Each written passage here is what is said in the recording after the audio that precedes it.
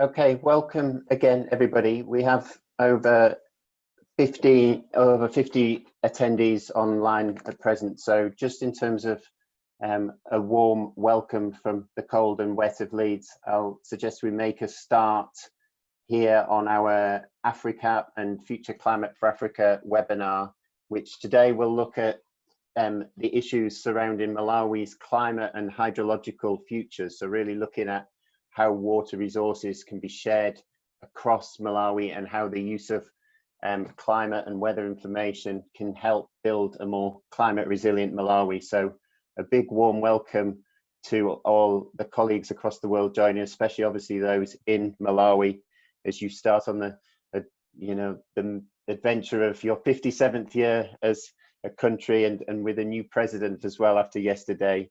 And some very exciting announcements as well from the World Bank in terms of support around water resource management across the catchments of Malawi. What we want to cover today is really look forward with you as to the next 40 plus years, part of the scoping that we're doing as a project in terms of helping the National Planning Commission look towards developing a Vision 2063 for Malawi, and just think how the climate will change and what that means for water resource flows across the country and also the wider Lake Malawi and Shire River Basin catchment, so the connections across to Tanzania and Mozambique in particular. So today you will hear from myself, Andy Dougill, as chair, but also two colleagues from the University of Leeds, Emmanuel Lakoya and Nihamad Tal, AJ Bahav, formerly of Leeds, now of Newcastle University, and then to wrap up, David Mkwambisi from Malawi University of Science and Technology. You can see on there the website for the main project AFRICAP, which this draws from. I'll mention the Future Climate for Africa project in a minute. So in terms of AFRICAP, just very quickly as an overview, the aim of the AFRICAP project is to contribute towards developing sustainable pathways of agriculture and food system transformation for meeting the SDGs and working across 4 countries in Southern and East Africa. So Malawi together with your neighbours Zambia and Tanzania and also South Africa. To do this, we've got a range of expertise across the team. Some of the pictures here highlight events that we won't talk about in detail today, but you can contact me or the Leeds office for further information. We've been doing visioning exercises with the National Planning Commission. We're doing work with them and with others in terms of an impact assessment framework task force we've set up, looking at changes in different crop yields under different climate projections. So this is under the current sort of business as usual, as it were, IPC projection, and looking at what maize yields would be in 2050. And you can see for much of the country a 20% reduction as a result of changes in key climate parameters. So you can contact us for more information on that work. And similarly for field work, which we're undertaking in Balaka and in Kota Kota, so in the south and central regions, looking at a range of issues, plant scientists, soil scientists, social scientists, food safety scientists, all working together. That was a picture from Chitedzi and colleagues at DARS who we're working with on that. But today we're going to focus on outputs from a Future Climate for Africa project called UMFULA, which has worked in Malawi and Tanzania in particular. And I'd highlight that on the UMFULA website listed there, you can find further information through a end of project brief that we've produced back in February this year, entitled the same as today's talk, which is how can we improve the use of information for climate resilient Malawi. So that's a 6-page summary of key findings from the project. What we've tried to do is collate the latest insights from UK Met Office and different IPC projections of what the future climate for Malawi will look like.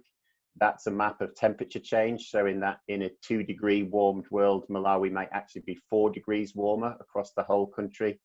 And yet the pie chart shows that different models don't agree as to whether Malawi will be wetter or drier. About a third suggesting wetter, a third drier, and about 40% actually showing no change in annual rainfall figures. When we look back as well as looking forward, we see a similar sort of trend. We can see Malawi's warmed by about a degree over the last 60 years or so of records. But when we look forward, the different lines here are different model projections from 34 different CMIP5 models that IPCC use. The mean projection is for a rise of around that 4-degree level to around 27 degrees by the end of the century. So there's a clear trend in most of the models of warming across the country. There is much less of a clear trend in terms of rainfall, which is the figure at the bottom. Finally, on just the collation of the climate scenarios, I just highlight that what we have seen is not just the change in the means, but we're looking at changes in key variables. So we started the project looking at things like the number of days above 30 degrees and seeing that they would increase in most models. The number of rainy days would decrease, but the amount on those days would increase. We'll come back later and talk about how our work has looked at these metrics separately for the T sector. So that work has advanced as we've gone through. But now, to start with, we're going to look at the major work in terms of looking at the future hydrology of the whole catchment, which has been led by AJ Bahar, who's going to be our first main speaker today. Just to stress, in terms of my facilitation and question and answers, please all use the Q&A button on the chat bar. You should have that at the bottom in your Zoom. Write your questions in Q&A, and then the 5 panelists will answer those as we go along, and I will facilitate question and answer session for the last half hour or so at the end of the webinar. So thank you all, and over to AJ. Thanks, Andy, and a good day to everyone. As Andy mentioned, in the UMFULA project, we were focusing on the Lake Malawi-Shire River Basin. And this is one of the more unconventional basins where water from the Lake Malawi flows out into the Lake Malombe and then into the Shire River. The river flows southwards, cascades down into the lower Shire Basin, and then joins the Zambezi River in Mozambique. The lake itself functions like a bucket where water overflow flows over the lip of the bucket, and when additional water is available, when the water level drops below the lip of the bucket, the overflow stops. So this is an unconventional basin in that sense. Some control is available to regulate the Lake Malawi outflows through the Kamuzu barrage, which is pictured in the below. The barrage, which was built in 1965, has helped manage the lake levels over the past 50-60 years or so. But there have been times in the early 20th century where the lake levels dropped for almost 2 decades below the outflow threshold, which meant that there were no outflows from the Lake Malawi into the Shire River. Also, in the many decades prior to 1850s, the lake levels were much lower than what we have seen over the recent past.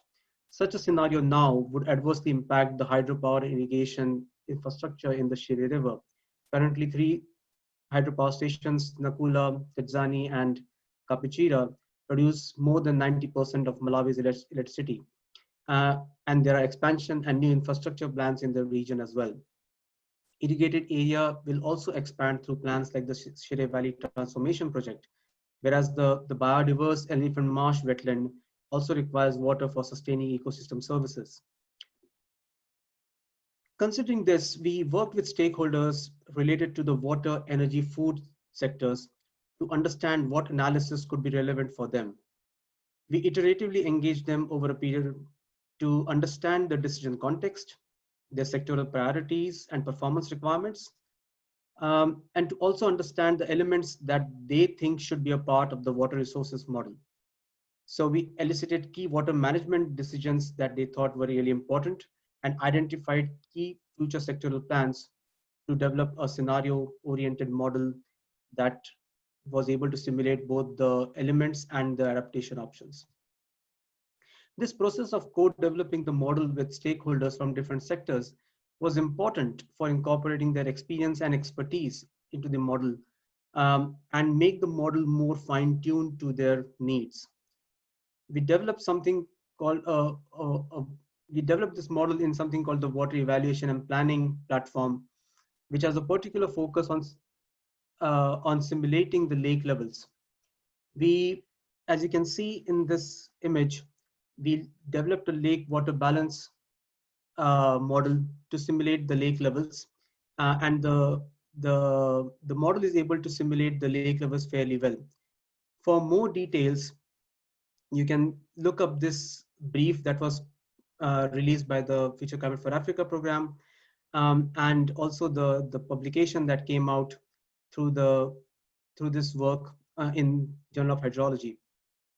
The model itself is useful for scenario analysis, which is important for decision making under uncertainty approach. In brief, a decision making under uncertainty approach flips the process of planning. So in conventional approaches, we developed a prediction of future conditions, and then we choose the plan that fits the future conditions the best. In DMUU approaches, we flip the analysis and we start with the available planning or management options and test them against a range of future conditions. The objective here is essentially to identify options that work across a range of future conditions.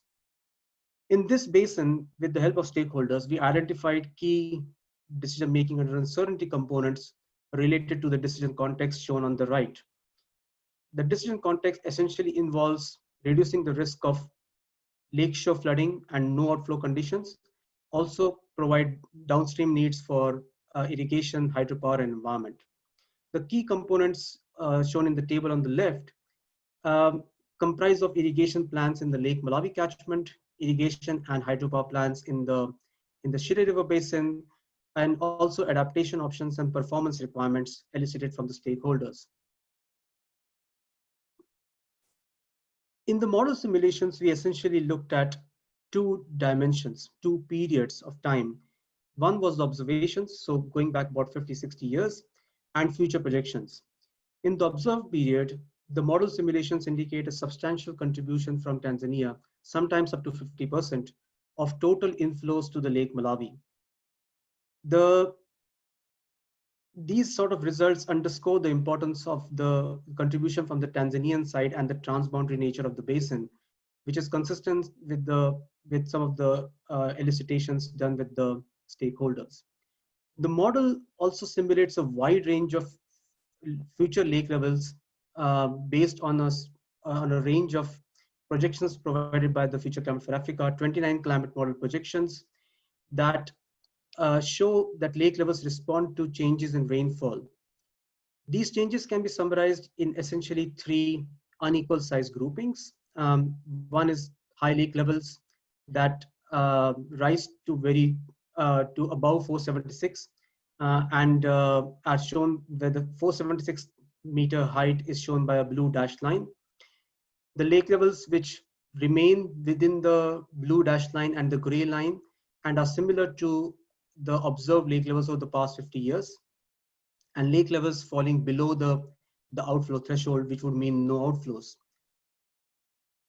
This sort of spread of future conditions is also shown by the plot below, which shows the various models and which show high lake levels and the large majority which show very low lake levels.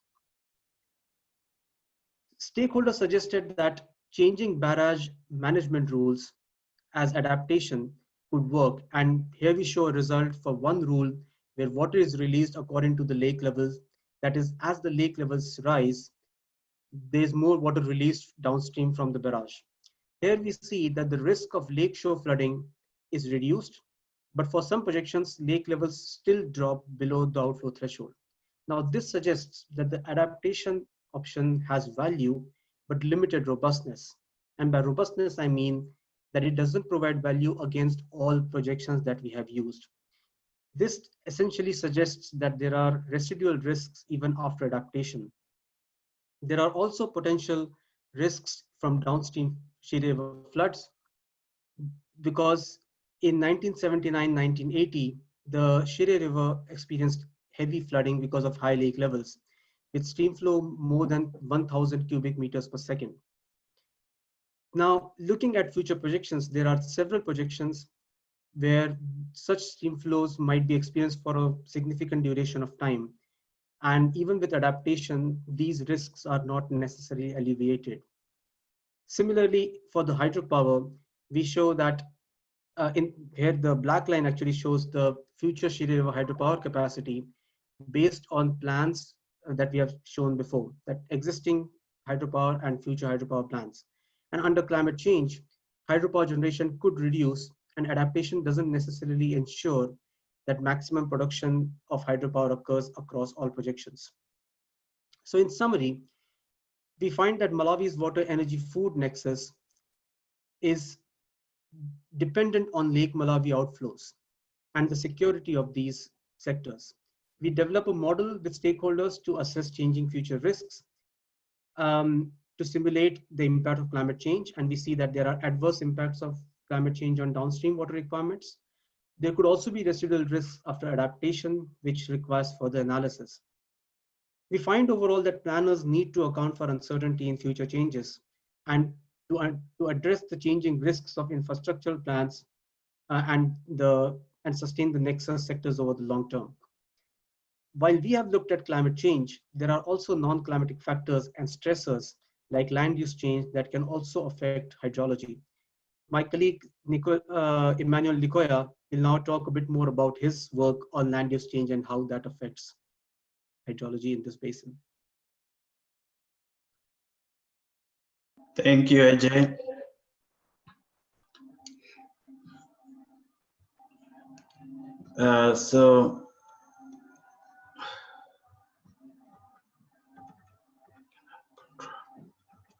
Thank you, Ajay. So one of the pieces of work that we did under the UMFULA project was to look at the attribution of extreme events to climate change in the context of changing land use and cover in the Shiri River Basin.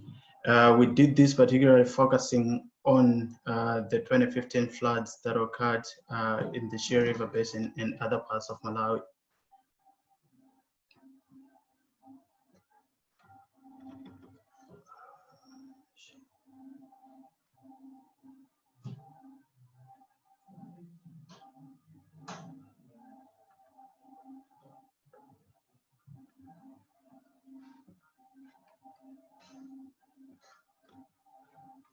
I'm just trying to get the controls of my presentation, so apologies for that slight delay.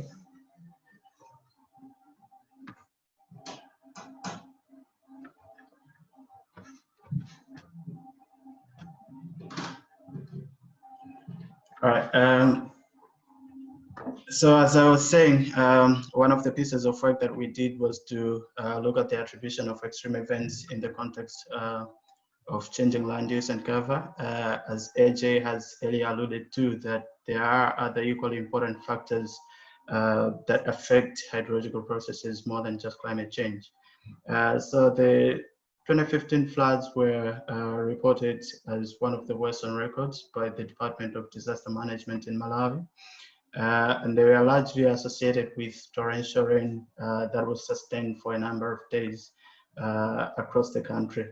And the event itself and its nature left a lot of lingering questions in the wake of climate change as to whether such events would become more frequent going into a warmer climate.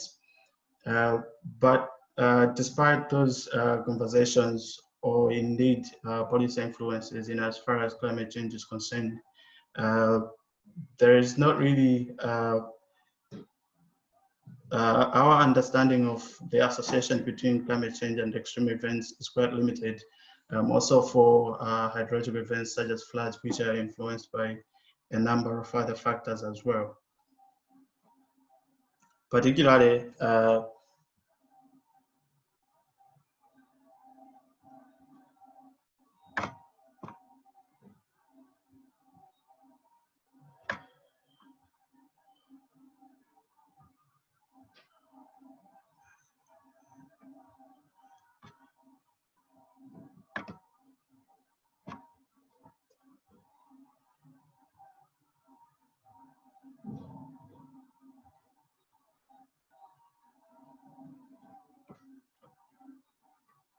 So particularly for the Shire River Basin, which has a well-known history of land use change, as can be seen from this map, which shows the land use and land cover for the 3 years, 1990, 2000, as well as 2010.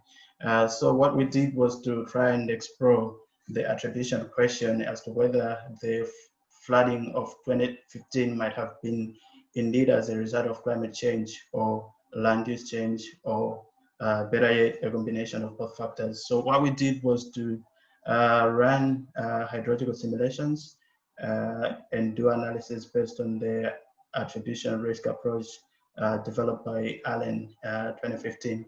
And in this setup, we would be able to analyze stream flows or observed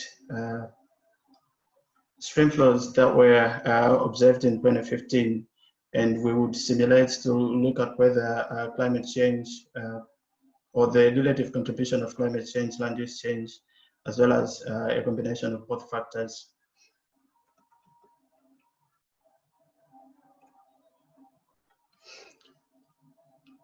And our analysis was limited to, or was designed to look at 3 different time periods.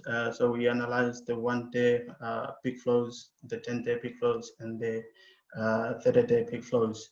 In terms of the 1-day peak flows, we found that climate change actually reduced the peak flows that are associated with specific return periods, while land use change increased the peak flows that are associated with specific return periods. And the combination of both factors would lead to a decline, or would reduce the peak flows that are associated with particular return periods. And this decline is particularly because the influence of climate change in reducing the peak flows associated by return periods is much stronger as compared to the influence of land use change in influencing the increase in peak flows. For 10-day maximum flows, we found that climate change actually had a very high impact in influencing or increasing the peak flows that are associated with particularly 10 periods. Land use and land cover change also influenced or increased the peak flows associated with particularly 10 periods, but the influence of climate change was much higher as compared to that of land use and land cover change. The result of which was that if you combine both climate change and land use and land cover change, you'd get a more amplified risk, or you'd get more peak flows that are associated with specific return flows. The same was also the case for 30-day maximum flow return periods, in which case we found that climate change and land use change both led to an increase in the peak flows that are associated with particular return periods. The combined effect of both meant that you would have a more magnified, peak flows that are associated with particular return periods. And in summary, relative to the 2015 flood, we would say that climate change had contributed 42% of the risk of such an event occurring, while land use change only contributed to 18% of that event occurring. However, if you look at all the 3 different time periods that we did the analysis for, we found that land use consistently led to an increase in the peak flows that are associated with particular return periods, while climate change was only responsible for an increase in peak flows associated with particular return periods for the 10-day and 30-day maximum flows, while it would reduce the peak flows that are associated with peak flows that are associated with 1-day flows. And this has significant implications for disaster risk and reduction management policy and practice, mostly considering the fact that one of the key interventions is reforestation and land restoration. This also has implications for flood forecasting and early warning systems, as well as land restoration as a means for disaster risk reduction. It also has implications for climate insurance and loss and damage assessments, where one of the key questions is trying to understand the risk of climate change in the context of other equally important risk factors such as land use and land change. So the question is always as to what extent can you attribute the risk of an event occurring to climate change when you have a background of other risk factors such as land use and land cover change. Just to give an overview of the future work that we thought we could build on this. So apart from floods, another important class of extreme events is droughts, more so for Malawi, where droughts significantly reduce yield, and that has sort of triggered a transformation from relying more on rain-fed agricultural systems to transform them to become more irrigation focused. However, as we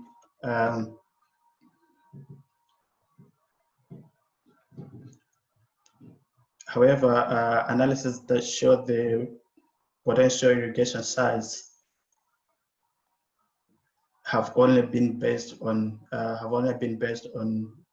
historical climate and have not necessarily looked at future climate and how that might influence irrigation water demand as well as availability of water resources to meet that demand.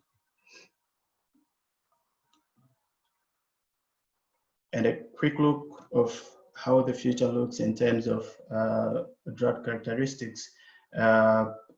We found that by the end of the mid-century, that is the period between 2040 and 2069, models agree that droughts are going to increase in duration, and that is true for droughts that are widespread across the whole country, as well as droughts that are localized in the southern as well as the northern parts of the country. There is also consistency in terms of the increase or the change in the severity of models, the severity of droughts, in which case we have noticed that droughts are going to increase in severity across the whole country, and as well as those that are localized in the southern and northern parts of the country. And what we want to try and do now is to try and understand the implications of these changes in drought characteristics on hydrological systems that may influence irrigation water demand as well as supply of water to meet that demand. And as the next presenter is going to show some of the findings from previous work as regards impacts of climate change on cropping systems. Thanks, Emmanuel.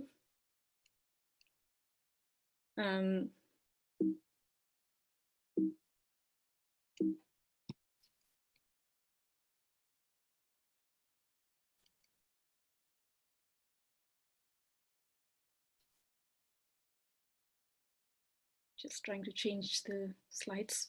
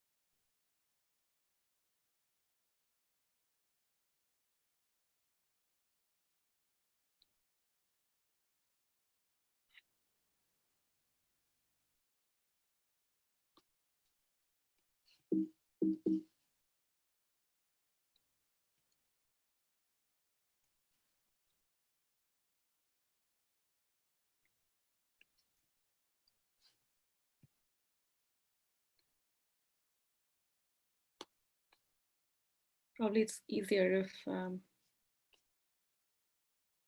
Ajay, if you can control the slides, that's fine.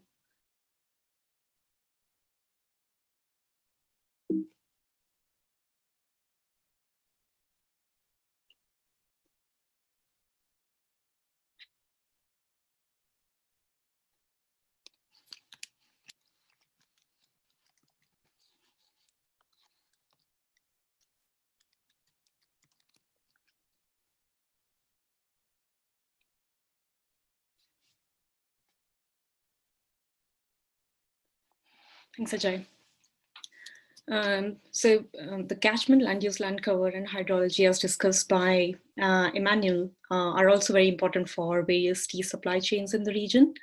The tea growers and buyers are interested in understanding how climate change could affect tea production and what adaptation decisions they could take to sustain tea production, which is important for supporting livelihoods in the region.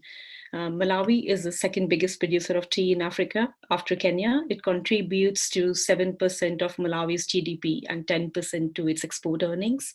The majority of tea is produced by large commercial estates, but there are around 9,000 smallholder farmers whose livelihoods depends on tea production in Malawi. Tea is often grown at relatively higher altitudes because crop thrives well in cooler and more humid climate conditions, which means that it often grows in specific regions across the world. For example, in southern Malawi, as you can see in this picture on the left, the tea grows in very different climatologically and orographically unique conditions. On the left is Cholo, which is a plateau where tea grows at an elevation of around 1,100 meters, whereas on the right, Mulanje, where tea grows on the foothills of Mount Mulanje at an elevation of around 400, 600 meters. Next slide. Providing climate information for crops such as tea is a bit more challenging due to their sensitivity to changes in weather conditions. This picture on the bottom right is from Mulanje, where temperature of more than 40 degrees Celsius for 10 days led to scorching of leaves, which affected the yield. These temperature conditions were way above the heat stress threshold of 35 degrees Celsius for Malawian tea. Also, the economic life cycle of a tea bush is around 80 to 100 years. So it takes around 8 years for the tea bush to become productive, after which it remains productive for several decades. So the tea planted today should be able to provide value to the tea growers up till the end of 21st century. An important component of, next slide, please. An important component of developing future climate information for the tea sector was understanding the needs of stakeholders. To build trust, we iteratively engaged tea sector stakeholders across the supply chain. Stakeholders included commercial tea estates, smallholder farmers, tea research institutes in Malawi, UK-based buyers and certification companies. This helped us add value to existing climate information and use the feedback from the stakeholders in the analysis. Some of the feedback included various decision timescales, for example, seasonal timescales, crop-specific metrics and thresholds, and location-specific changes they were interested in. So the trust building helped us gather weather observational data from the tea estates to address stakeholders' needs for location-specific information. We developed a methodology to combine observations, future climate projections from 29 CIMIP-5 climate models, and state-of-the-art high-resolution climate simulation developed by the UK Met Office called CP4 Africa. As you can see in the figure on the right, the resolution of different data sets is completely different. CIMIP-5 was available in bias-corrected format at 50 by 50 kilometer resolution. CP4 is available for around 4 by 4 kilometer resolution. And then we have observation. So we used novel methodology that helps us to synthesize these three different data sets into location-specific long-term projections. A key element in the development and communication of climate information is the communication of uncertainty in the future projections. So multiple rounds of feedback from stakeholders helped us tailor communication of uncertainty along with the visualizations preferred by the stakeholders. So here are two examples of future projections of identified climate metrics for 40 estates across Mulanje and Cholo. On the left is a plot of total number of days in sequence of 5 or more consecutive days when the daily maximum temperatures are above 35 degrees Celsius, which leads to heat stress for tea leaves, resulting in reduced yield. The black dot shows the current climate. the observations. And the colored dashed line shows the mid-century projections, and the bold gray line shows the end of the century projections. So the uncertainties in the magnitude of change in heat wave frequency are substantial, ranging from the possibility of small increase at some stations to the likelihood of others of increase in more than 50 heat wave days per year during 2050s, which is approximately 5 times that of current climate. For example, in Boulange, which is at lower altitude, the projections show larger increase there in hot day incidences compared to Cholo. Similarly, in the plot on the right, it shows the maximum number of consecutive days when the rainfall is more than 1 mm. The rainfall matrix shows site specificity, but with large uncertainties. Such site-specific information could be useful for stakeholders to identify adaptation options which can address the changing risks due to climate change. In summary, this work is a step towards tailoring climate information for the tea sector. The tailored information and related uncertainty could help tea sector stakeholders prioritize adaptation option, but still there's need to evaluate the use of this information by the stakeholders and assess the performance of adaptation options in terms of their effectiveness or return to investments, and identify long-term adaptation pathways based on site-specific climate change profiles. And from a broader perspective and at a country scale, understanding the uncertainty in future climate risks across water, energy, food nexus is necessary for adaptation and long-term climate resilient planning, where institutions and initiatives like National Resilience Strategy and the National Planning Commission could play an important role in policymaking. So our next speaker, Professor David Mukumbisi, will elaborate on the various dimensions of this issue.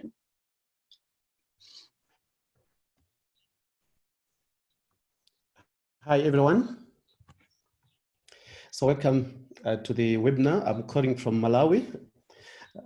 Rita, I just want to summarize. You are able to hear me? Yes. Thank you. I'll just try to summarize the presentations by the 3 presenters because of the time.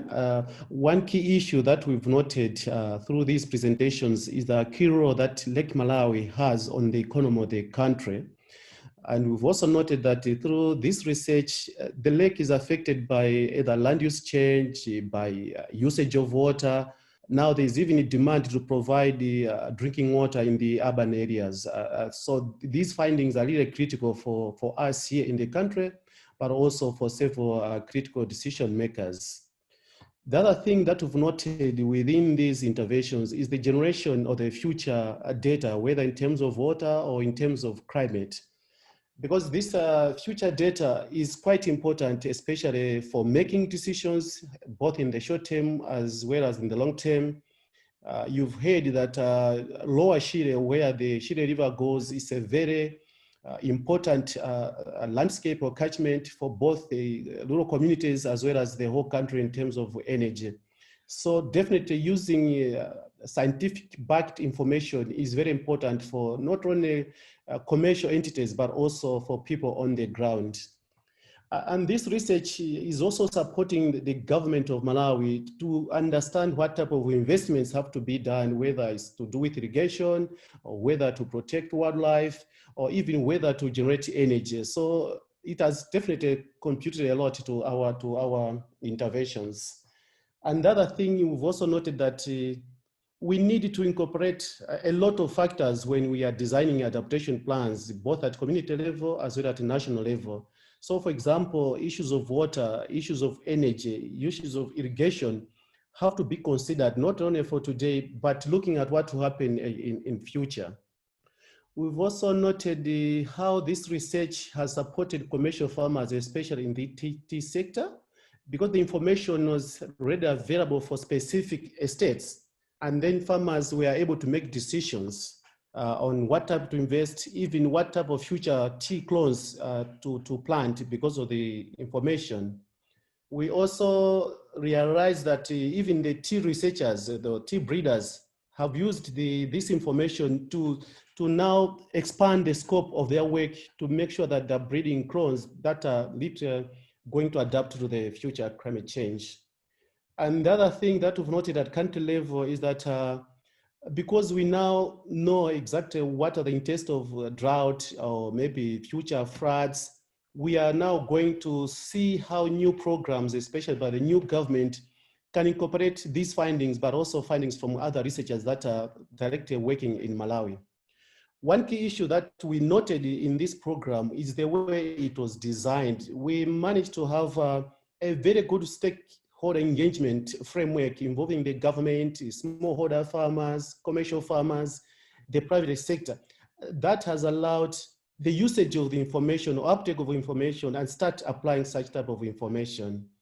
And maybe finally, because I'm coming from the university side, the capacity building that has been brought by the program, especially in the universities, young people and students. And indeed, we've now seen issues of climate modeling being discussed at especially both Rwanda and MAST, where I was engaged full-time with this program. So literally, I think these type of approaches, they're very critical if we have to design better adaptation and resilience programs. Thank you.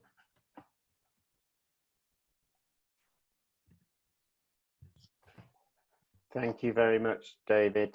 Let me just start my video so that I can coordinate the questions. There we go. So thank you all for a wide-ranging perspective. What I'm going to do now is for the next, well, we've got up to half an hour because we're booked through till 15:15. So I will work through the questions as people have put them on the Q&A. Please vote for your favorites so that they get to the top if you want to do that by scrolling through, but we'll try and get through many of them. Some of the key issues I mentioned are cross-sectoral, and obviously water's only one element. So maybe with David as well, we'll make final comments about how this can feed into cross-sectoral bodies around disaster management, like the National Resilience Strategy from DODMA and from the national work of the National Planning Commission. But maybe just to start with, I'll go to the question that's at the top of the open questions list, which is from Tukolisi Kachola.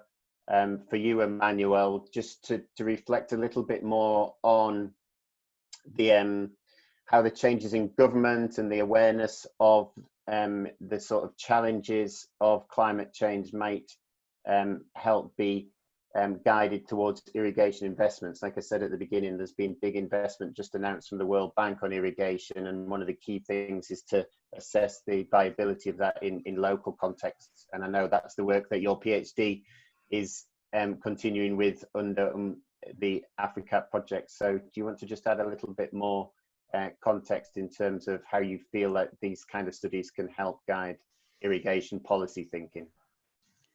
Yeah, so I think this kind of studies sort of generates evidence both for the present in as far as providing justifications and appraisals for irrigation investments are concerned, but also they help in planning the investments as well as coming up with proper designs that are responsive to possible and plausible futures in as far as climate change is concerned. The political dimension of it is or can be quite complicated an issue, but I think with the current set in as far as government development decision making for long-term plans is concerned, is transforming or changing towards one that is more secure, I would say, in terms of trying to be not too dependent on the short-term planning horizons that are sort of, or that may be consistent with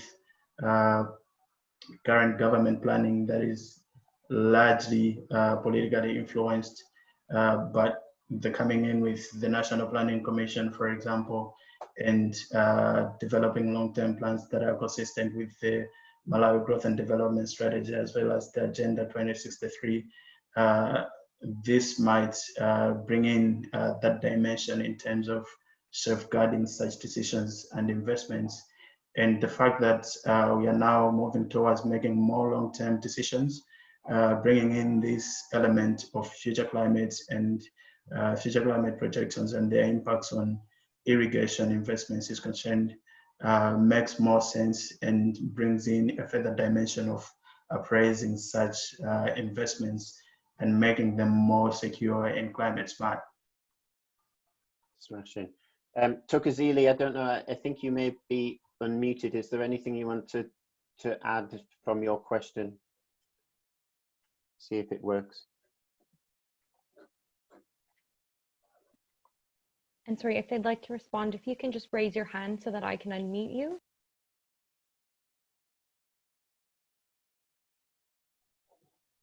I can see Thokozile's names come on, so maybe any quick response, Thokozile? I think, can you hear me now? Yes, we can hear you.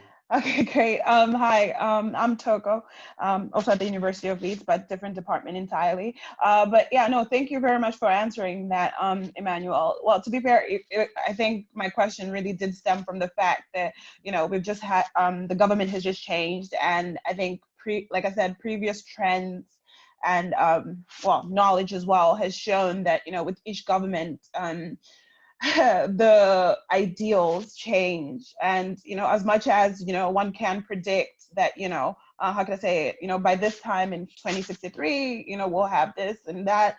Yeah, what is being proposed by the, well, I would say the new, like in this case, I think I was much more focused on the screenshot that you shared, which has the principal secretary talking about, you know, the recent well, where they plan to go with it. But of course, we don't know whether the principal secretary will still be the same one next week. So, you know, of course, I was just trying to figure out how that exactly would, you know, influence your plans. I mean, of course, I think from what you've said, you do safeguard your plans in such a way that, you know, such shifts should not exactly change it dramatically. But then I still feel that, you know, in Malawi especially, even such small shifts do tend to, you know, rock the ground a bit. So, but thank you very much for your response. I really appreciate it. Thank you, Toko. Maybe just because it links into the new leadership question, if I can take the question that Catherine Vincent, a colleague of ours from the UMFULA project, has put on the chat on the questions for David, as to, you know, David, given that you've probably not got the ministerial nod yet to be part of the new parliament, the new cabinet, have you got any sense of, you know, early signs on the new leadership's commitment to climate resilient development building in Malawi? I know it's very early days. Thank you so much. Yeah, for the 5 presidential speeches that we've had, there've never been a special talk on climate change, not even on any new thing on the overall development goal, apart from the issues of corruption. But definitely we are sure that key positions, maybe all the ministries will have new ministers and maybe probably new PSs. But I'm sure the current government is lucky because the whole country is now developing the Vision 2063, what we call National Transformation 2063. And I'm sure there'll be now parallel discussions between the short-term program driven by the new government, as well as the long-term program to be driven by the National Planning Commission. But as we go on, I'm sure climate change will still be a critical issue on the government agenda because it's both a social as well as an economic impact. Thank you. Thank you, David. Let's move to some of the stakeholder engagement questions, which are at the top of the open questions list now. And whilst these are targeted in UNIHA first, obviously they are linking in with ongoing work on AFRICAP, looking at other crop sectors, and AJ's work and stakeholder engagement with the water sector also had relevance. But maybe can you say a little bit, Jelma's question at the top, around a little bit more detail on your stakeholder engagement process, and I suppose, yes, the transferability of it to other sectors, which was the question that Rowan Ellis has put in as well. And then maybe if either of you want to come back after Ni has answered those, please just put your hand up so that Lauren can unmute you for a response. But Yelma and Rowan's questions are targeted to you, Niha, so if you want to go first on those stakeholder engagement issues. Yeah, thanks, Andy. So for stakeholder engagement, I think it will depend upon the sector as well. where you are doing your study. For us, it was a private sector, and trust building in general is an important part of co-production or tailoring climate information. But for us in the private sector, it was really important to have collaborations with the boundary organization. In our case, we relied on Ethical Tea Partnership and OOTS, who were already working in the region, and we partnered with them from the outset, and they helped us in identifying the stakeholders and to initiate the discussions to understand their information needs. And the second crucial thing that helped us in building trust was to make them understand that what would be the added value of our work to the kind of information that is already available to them from UNDP or from World Bank or SIAT. So to make them realize that the information is not just about the averages or the mean of changes in rainfall or temperature, but also about the extremes that are more important for the crop, in our case for tea. And once you open up the stage for such discussions, I think it just helped us to further engage them iteratively and gather their feedback time to time, and keep them updated on at what stage of the research we are at, and how we can shape the research based on their feedback, be it the kind of information they need, or be it tailoring the visualizations as I showed in my presentation, to make them easily accessible for them to understand, both for the tea estates and both for the smallholder farmers and then the buyers. I think the key thing there as well is, the final step, isn't it? It's the link to the sort of adaptation option element in terms of, is it shade trees, is it irrigation, a combination of both, obviously new breeding varieties and the like that we've been able to do there. The advantage with the tea sector, just so everybody is aware, is the extra observations really were crucial in terms of being able to test those models down at a 4 kilometre scale. So I think that was a real bone of added advantage. AJ, do you just, because obviously there was stakeholder engagement alongside the hydrological modelling work, do you just want to reflect a little bit on the value of the sort of iterative nature that you were developing the model with stakeholders, explaining the process with them throughout, and just sort of add a little bit of insight as to the value of that stakeholder engagement to you as a hydrological modeler? Well, the engagement and the value that you get out of this engagement, it cannot be sort of underscored enough. Stakeholders have a wealth of knowledge and experience that sometimes is necessary where there is relatively less amount of data available. And also the model development process needs to be carried out in such a way that you can slowly fine tune the model to make it a bit more fit for purpose for the stakeholders themselves. So the iterative nature of the interaction and the model development is crucial to do two things. Crucial to fine tune the analysis and what analysis is necessary and what is needed by the stakeholders. Also to get them to talk to each other during those interactions. So that is the analysis aspect. And the second aspect is the analytical tool. So developing the analytical tool together and taking their opinions, their expertise, their insights into the development makes the model a bit more relevant to what they want to analyze and what they could use in the future, but also make it a bit more realistic in terms of what the water resource systems looks like. So over a period of 2 years, there was a series of engagements that included one-to-one engagements, many-to-many. So we had something called the collaborative discussion forums, where sectoral stakeholders came together, talk about the various aspects of the basin and the water resources and how they could contribute and reap from the research process.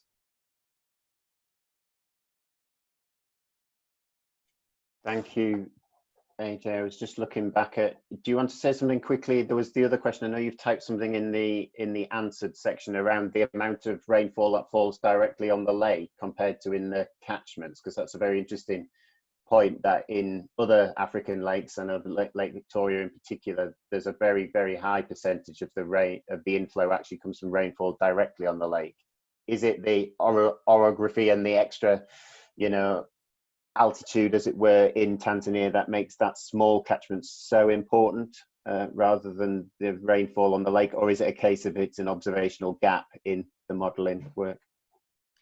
I think to a certain extent it's both. So the orography on the Tanzanian side is fairly steep, and so that does bring in a lot of rainfall. So the Eastern African monsoon brings rainfall to the southern side of Tanzania, southern regions of Tanzania that border the Malawi and Lake Malawi, and there's a very high concentration of rainfall in some of the mountainous regions.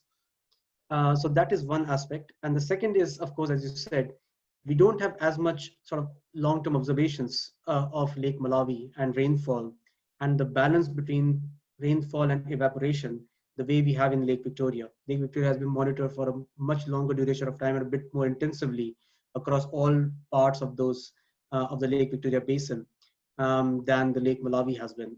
With a bit more observations, we would be able to fine-tune that a bit better, possibly. But we do understand the water balance in terms of the contribution of the net precipitation evaporation balance in the Lake Malawi as well. So we were able to use that.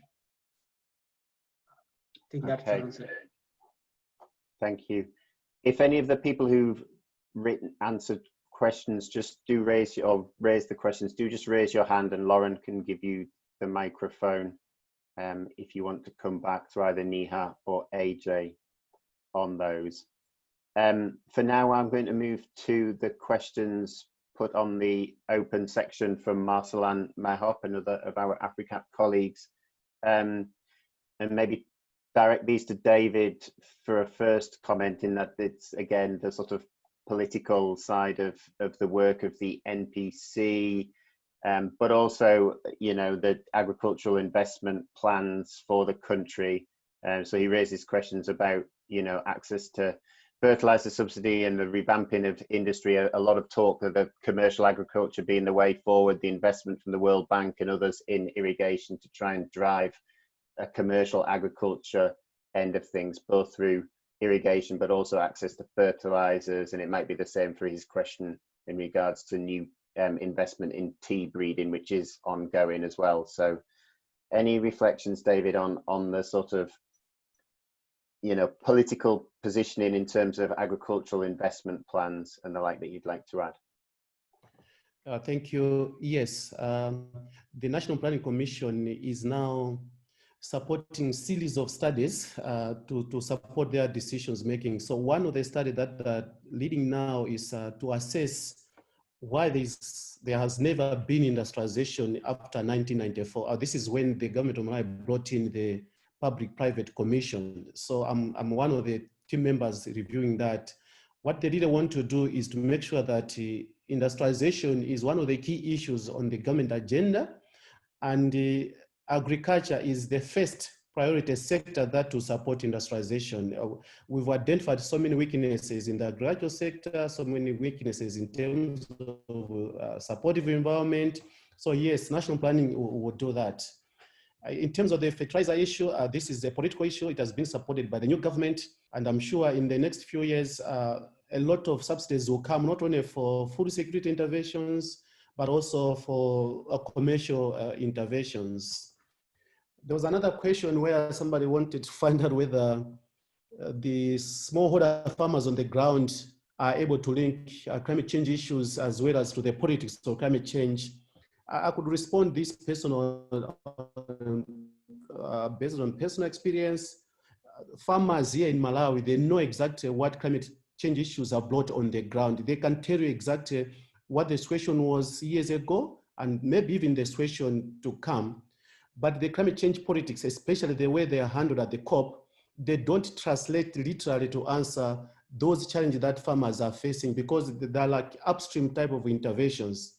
And this is also maybe there's a need for country level institutions, especially ministries responsible for climate change, to start crafting these global climate change politics issues and lead them to address smallholder farmers. In terms of breeding programs, yes, we have breeding programs even at T Research Foundation. They are now working on new strains. Inchitedze with the CGIR centers, they have produced some sorghum and millet drought resistant. But as we indicated, most of these programs, they are not fully funded in the national projects. So they're like more or less driven by other programs. I'm sure the new government, it has to consider funding such interventions so that solutions are definitely considered by the local experts as well as the international experts. Maybe I've covered most of the issues that I wanted to. I don't know if there's anything.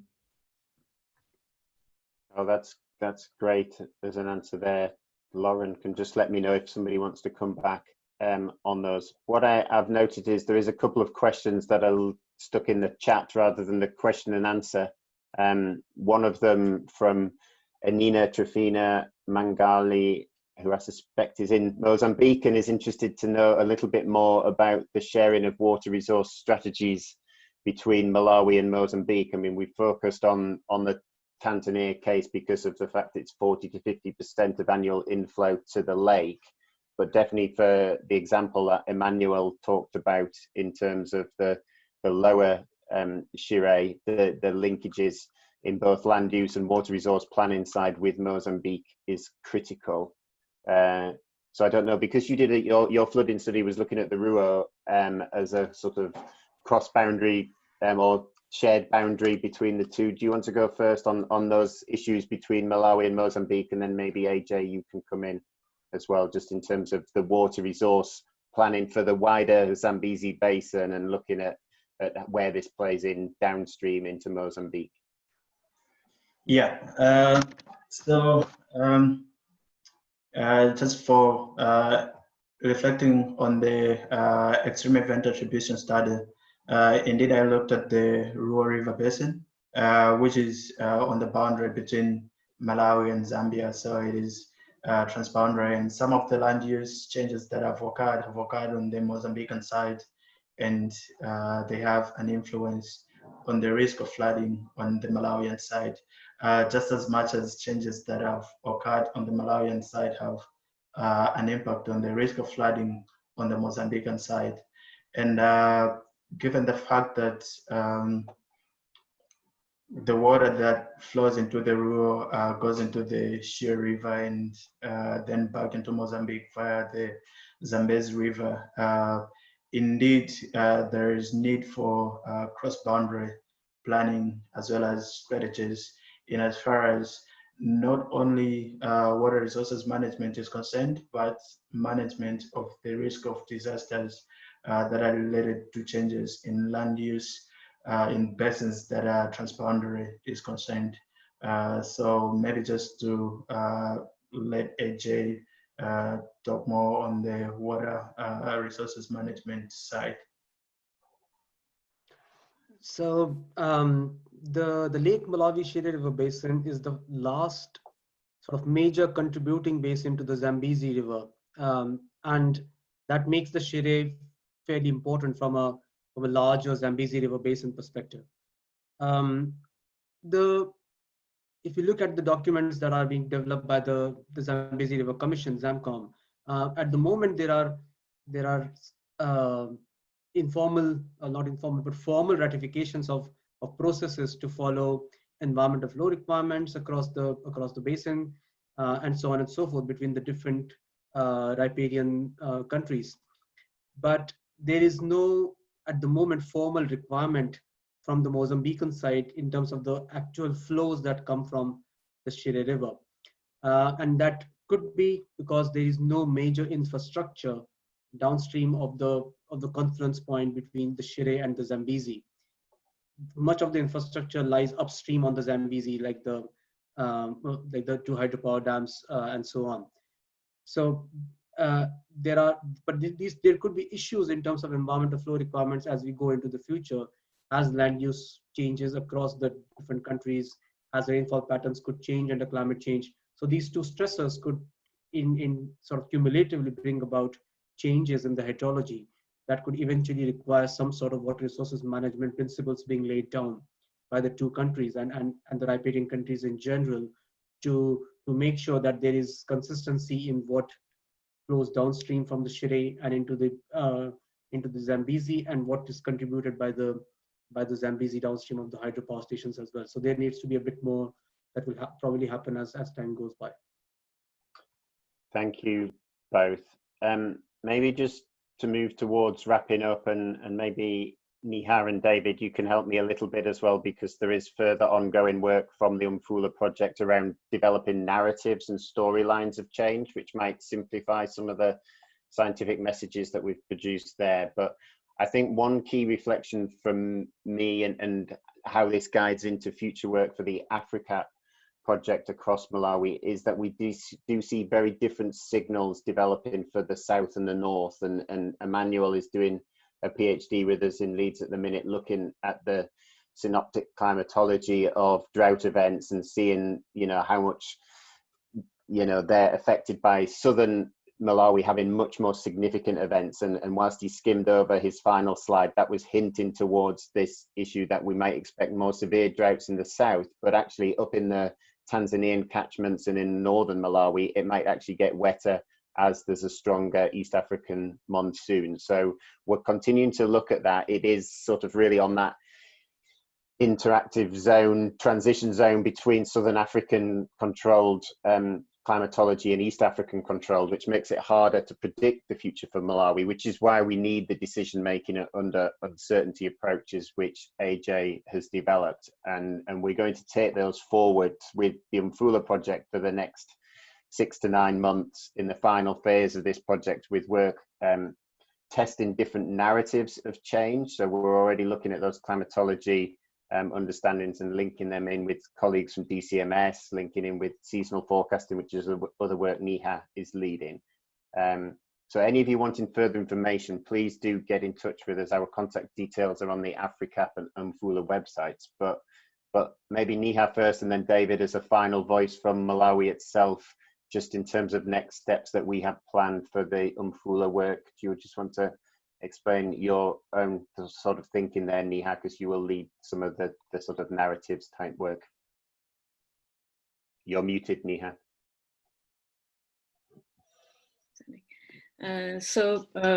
Currently we are trying to understand, as Andy said, the Lake Malawi River Basin in Malawi itself straddles between the South African climate and East African monsoon.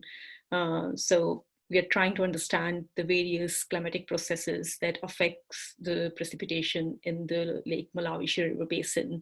So trying to understand the climate processes that affects the rainfall, both in terms of South African climate and East African monsoon. So we are trying to undertake expert illustration exercises with climate experts in the UK, in Africa, in South Africa, and mainly with the experts at the GCRFAFRICAP in Malawi to understand if we can, just to complement the information that we are getting from the CIMIP5 models, or the next suite of models, CIMIP6, and if we can complement the information with the with expert illustration of what climate processes actually affect precipitation in the region.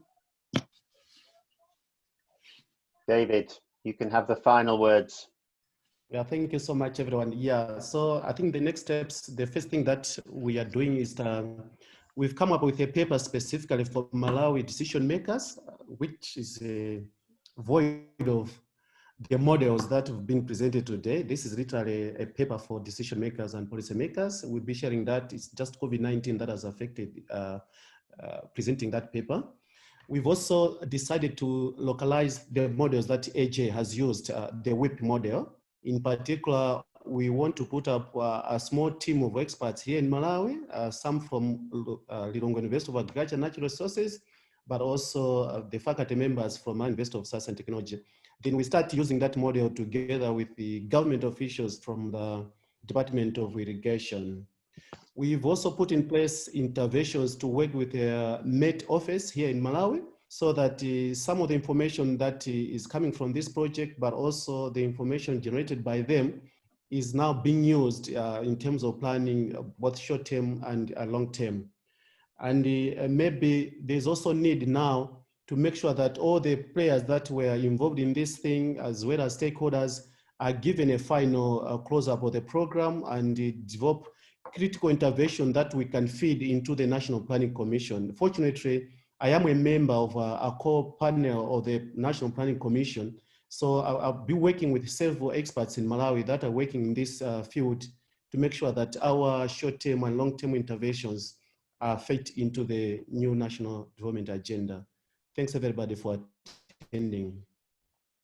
And thank you, David. That gets us to 15:15, so we've filled the 75 minutes. Thank you for the patience with going with us. We went through some of the glitches in the presentations there, but hopefully that's an oversight of the work that the UMFULA project has achieved, and also a link in, if anybody's interested, please reach out to us in terms of the AFRICAP work and how this will link in with modeling different scenarios for the future, including both the hydrology futures we've presented today, but also the crop modeling futures that Stuart Jennings, Andy Challoner and colleagues in Leeds are leading. So please do reach out, because we have a national task force looking at those issues, and it would be great to get extra input to that. So for that, I will use that as a final wrap up. Thank you everybody for the chat and the question and answer. I hope we've addressed them all. Thank you, Jelma, for the quick comment in there. So thank you all. This will be made available, I think, via the AFRICAP website with the video if you want to look back. But for now, thank you all.